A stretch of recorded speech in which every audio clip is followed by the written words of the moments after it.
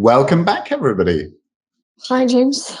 Hello, Dinara. So today we're looking at IELTS 6. This is the sixth listening exercise. And this one is asking you to choose which hotel. You put the correct letter next to each of the questions, okay? So you've got to listen to different descriptions of different hotels here. So once again, just like every single time, make sure that you've had a look at the instructions, look at the answers given, because when the listening text comes, think about, as in you're listening out for example, the Bridge Hotel or the Majestic or the Royal Oak. So when you hear these words, then you've got to listen carefully to what they're saying. That's important. So, can I help you? Yes, I was wanting somewhere to stay for a few days, 4 or 5-star hotel. Can you tell me something about the possibilities? Okay, right. Well, there are 5 hotels that might interest you. Were you wanting a city center location, or would you be interested in something a bit further out? Well, I do have a car, so I could go for either. Well, there are 2 central hotels in the range you're looking for. There's Carlton House and the Imperial. They're both near the main square. But if you've got your own transport, you might be interested in the Royal Oak. That's out in the country about 10 kilometers away. Very peaceful. Then there's the Bridge Hotel and the Majestic. They're both in town, but not in the center. They're out on the airport road. That might be a bit far out, actually. Okay, and now the other 2 you mentioned in the city center, can you tell me a bit about them? Well, they're both excellent hotels. If you want something with a bit of character, Carlton House is quite unusual. It's a very old building that was originally a large private house. It was bought by the Venice chain and they completely refurbished it. They took their first guests just a few months ago, but it's already got an excellent reputation. That's a 5-star hotel. Or there's the Imperial, which is a much more modern building. That's also has its own gym, and it also has internet connection and meetings rooms. It's used for conferences and corporate events as well as private guests. That's 5-star as well. Does it have a swimming pool as well as gym? No. The Royal Oak has an outdoor pool, which is lovely in the summer, but the only hotel with an indoor pool is the Bridge Hotel. It doesn't have a gym, though. The Majestic is planning to build a swimming pool and a fitness center, but it's not finished yet. I see. Well, I think I'll probably go for one of the city center hotels. I was very surprised, James, to see that you say I was wanting. I thought that we always have to say I want. I blame McDonald's. So I blame McDonald's. So as in, yeah, they are, so these are stative verbs, basically. So generally, so it's incorrect, right? It is, but you hear it being used. I mean, there are certain stative verbs that you would never hear somebody say. Some examples so I think this is a trend where the language is in a state of flux, so it's changing on this particular topic. But there definitely are some stative verbs that you would never, ever hear being used in the continuous tense. Good example is know. I've never heard someone say, I'm knowing that. You either know it or you don't.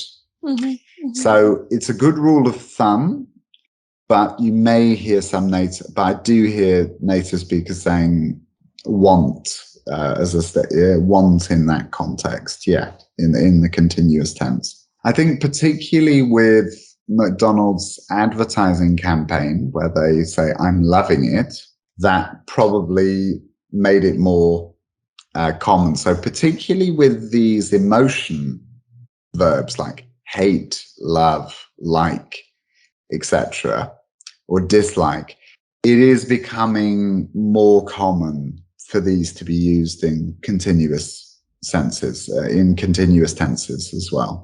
So I'm really liking it, I mean, it's more common to say I really like it, but you will sometimes hear I'm liking it, so as in, or I'm, so I'm loving it, so it's a bit less common, but generally the best rule of thumb is avoid it, but you might hear it for certain stated verbs, is what I say.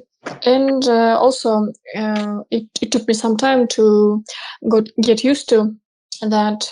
In the countryside, you say the country just.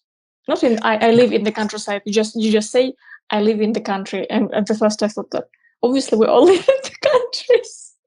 But and then I asked like which country? Yeah. And then I realized countryside. So the thing is that this is very much context specific. So the thing is that he lives out in the country. If I hear that phrase, I know for certain that they mean the countryside. So for example, if you hear someone describe themselves as a country boy or a country girl, it's absolutely countryside itself. It depends on the context. So I'm in the country. I'm out in the country. I live out in the country. That one, countryside. But if somebody calls you and then says, could we just talk about a job opportunity? I'm sorry, I'm not in the country at the moment. There, you mean I'm in a different country.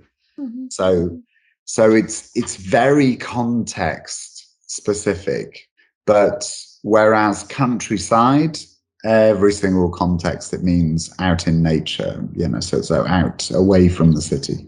And this task I find more, let's say, easier, but you need to have a good memory in case if you did not manage to write down your answer while listening. Exactly. And they did give a lot of details. So it's a bit tricky. And also, I think another thing that is important, particularly with this, is in a rural area. So be aware of certain synonyms, words that mean similar things, because in the countryside, rural area, it's the same. So that's definitely something to remember. So is in a rural area. Let's see which ones are in a rural area. Well, this one would be, that's out in the country about 10 kilometers away. That's the Royal Oak. So, and then another one that's quite confusing as well is, especially in a British context, you often hear people saying, I'm going to town, even if they mean London, so just, so, or a big city or any other big city, they could still say, I'm just going to town. I'm off to town. That means, they're going to the center, basically, so that also gets confusing. So that also gets confusing as well. Let's see. 2, only opened recently. So which one's only opened recently? So that was, so for the is in a rural area, we know it's the Royal Oak because it's out in the country. Then we've got the next one. Only opened recently. Well, the one that they mentioned specifically for that, as in is Carlton House, because they said they took their first guest just a few months ago. So that would be Carlton House. Although technically they renovated it rather than, so it's in it being totally new. But so that's only opened recently. Carlton House. B, offers facilities for business functions. Well, so that one is the Imperial, because they talk about it's used for conferences. They talk about the meeting rooms and, so conferences and corporate events. So that would be the Imperial, which is C. And then the last one has an indoor pool. And this is the key word indoor pool. Okay. So this one would be, so the one for, so you need to listen to that because the Royal Oak has an outdoor pool, but it's just the Bridge Hotel that has an indoor swimming pool.